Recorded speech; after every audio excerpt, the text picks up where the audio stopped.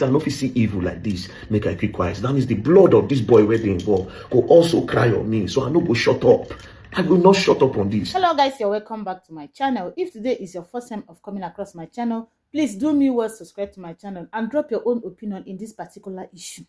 Guys, look at what is happening in Nigeria. I don't understand. APC government, una see wetin una candidate abi una person they do. Look at how he broke this man's spinal cord and went and dumped him in a police custody. Can you just imagine? And this kind of matter, una say Verydackman making no talk. Because he no be your brother, he no be your relative. Look at how this Bodmas just spy this guy. This is unbelievable. My people, I beg, make una watch this video and share it, let it go wide. This is unfair.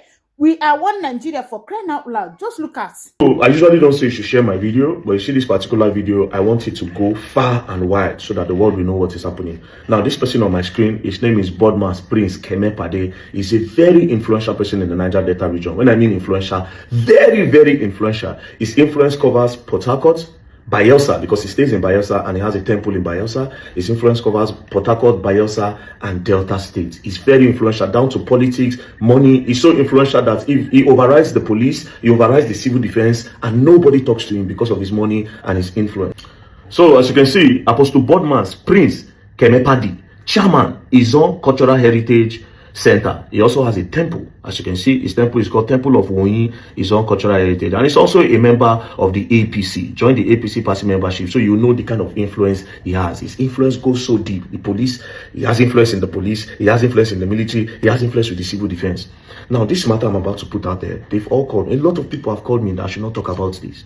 But I told them, I said, I no fit see evil like this. Make I keep quiet. That means the blood of this boy where they involved go also cry on me. So I no go shut up. I will not shut up on this. Now, what happened? There is a boy. His name is Patrick Peresode. Now, Patrick Peresode has a deity, his ancestral deity that he serves. Now, Bodmas Kemepade is a temple. He has his own deity that he serves, and he also has a temple. He has a lot of youths under him because his influence is so big. He has money, he has the connection. A lot of youths, they answer to him. Now, this Patrick is like a rebel. Patrick is saying that with the whole influence that you have and the way you control the youth, especially in Bayelsa State, the Ijaw youth, why can't you empower the youth? He's always emphasizing on that. So therefore, Patrick always say that Bodmas is using tradition to deceive the youth, to cage them, empower them. So one day, Patrick now made this post on the 21st of December 2025. Patrick made this post where he said, I would like to test an AK-47 on you, Bodmas, Prince Kemepade. If it doesn't penetrate, I'll give you 10 million naira cash. You see what he did here? Sarcasm. He was trying to say, okay, since you deceive all these youth with juju now, or since you claim say you get juju, you get jazz, or you do tradition, you get control, you get power, come make we test you with AK-47. Sarcastically, he made this post. Then after this post, he made another post on the 14th of January 2026. He made this post. Now, the caption of the post is, in order to teach all Ijaw youth how to become billionaires, the Sioru, the money-making machine, taught me casino. However, in the name of African spirituality, Bodmas Prince Kemepade, a blogger, screenwriter, visual content creator, cinematographer, promoter, and a video editor who ought to promote the Ijaw culture, is busy deceiving Ijaw youth with the so-called Woyin temple. So this guy does not believe in Bodmas. And he believes that all the youths that are following Bodmas, Bodmas is deceiving them. He made this post on the 14th. On the 15th, Wahala came.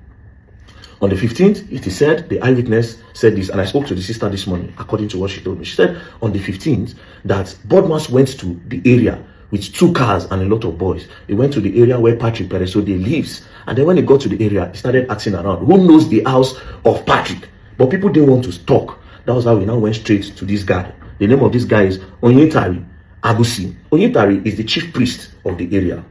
And he's also very close friends with Bodmas. So he went to go and meet his friend and say, where that boy they live. That was how Onyetari now told his son, daddy's boy, to take Bodmas and the other boys to the house of Patrick Peresode. And when they got to the house of Patrick Peresode, they started beating him and told him to enter the car. The boy, obviously, started dragging with them. They were beating him. His younger brother came out and said, no, leave my brother alone. They started beating him as well. And they threw 2 of them inside the car and they drove off. When they drove off, the eyewitness in the area now called Patrick's sister and Patrick's mother. They said, make una come, Bodmas. When I know say Bodmas get influence, Bodmas and his boys came to the area to come and carry Patrick. Because of his influence, we could not fight him. But his friend, the chief priest, Onyetari, is around, come and meet him. So that's how the mother and the sister, the mother who is sick and has a high BP, they now went straight to the chief priest house. When they got to the chief priest house, they now said, your friend came to carry our son. Please beg him to return our son. Then the chief priest told them that your son have beaten more than he can chew. But they are going to release the younger brother. But you see him, they will make sure he stays there with them till the end of January. That as he speaks to them now, they are already torturing him. That since he thinks he's stubborn, that they are torturing him. So he told them that please just go home. Don't worry yourself. They will show him, they will teach him a lesson he will never forget. So that was how the mother and the sister left. Since he told them that, okay, they will return the younger brother to them. This happened on the 15th. On the 16th, they did not hear from them. On the 17th, the sister became disturbed. And the mother was also disturbed. So the sister told the mother that since you have BP, just wait in the house. Let me go and look for my brothers. So she started going to different police stations, from one police station to the other, to go and search for the boys, just in case they are locked up in the police station, and nobody told them.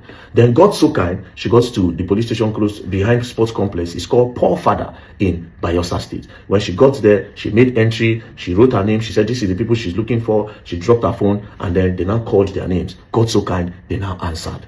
Patrick and his younger brother. They brought them out, policemen were there. She now started asking the boy question with the Ijaw language. She asked him what happened, short bruises on his head and some funny injury. She now asked him what happened. The boy now said, well, it is because of the social media war that they have, you know. Then Bodmas and some boys came to the house. They now carried him and his younger brother to Bodmas's house. When they got to the house, they tied him, his hand to the back, and they tied his leg. They now used rod. They now hit his waist. They were now hitting his waist. They now used some side of cutlass. They were now hitting him. Now even his head that is open, they used plank to hit him. So he explained all of this. The sister now said, okay, how are you feeling? He said he's not feeling good. They now returned him back to the station. Now, the sister now started making inquiries on how to get him out. You know, police, they were now giving her sign of Omonio. So she now went back to the area. People now told her that, see, that poor father, if you don't get money, you know if you release them. And they don't collect small money. Make sure say you owe plenty money before you feel release them. She now went back to the IPO and said she needs to release them. They now said they will not be able to do anything because Bodmas is not around.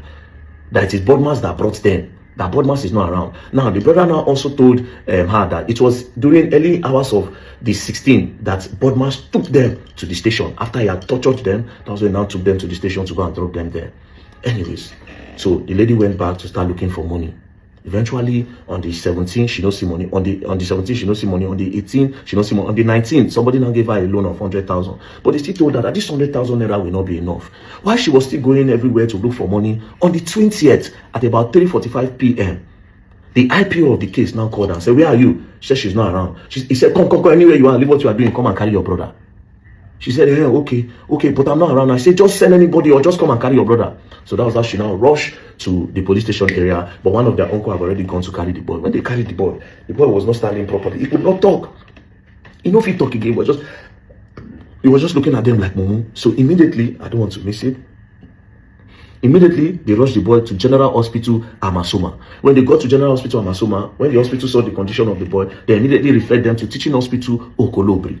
When they got to Teaching Hospital Okolobri, they saw the way the things was going. The nurse, the doctor, they said, we know if you take care of this boy. They now told them that they should go to FMC Yonogwa. When they got to FMC Yonogwa, when the nurses and the doctor saw the condition, one of the nurses now called the sister to the side and said, after all these things they are doing here, your brother's spinal cord is broken.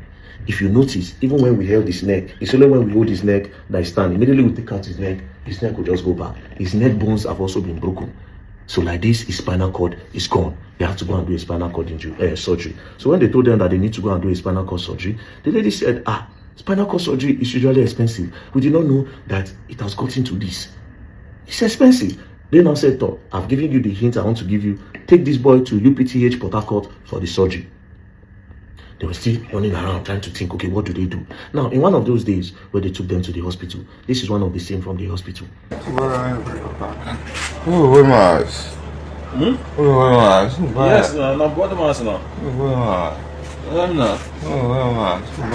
By this time, the boy could not really talk. The only thing he was saying from every location is Bodmas, Bodmas, Bodmas, Bodmas, before he now later explained. But the day he was explaining, on the 29th, he now gave up the ghost. On the 29th, the boy died.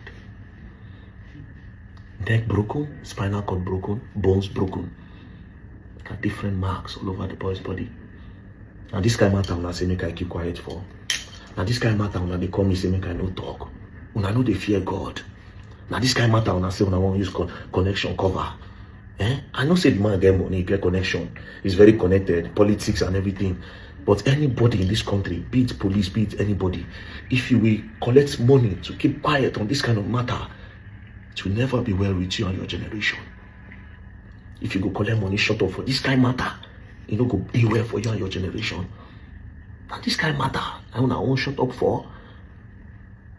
Now, this is what I want to say. This is Nigeria. To the Ijaw youth, Bayelsa youth, this is Nigeria. Anything can happen. They fit silence the police. Yes, it happen. They fit silence the police. They fit silence them, they no go talk. But now, I will tell you this thing now. This is not a matter that you should move on from. Because if they can do this to Patrick Pereso Day, they can do it to you tomorrow. And now the way they want to cover this matter, now so they will still take cover on. If police say they won't stop that case, may they do their own way they want to.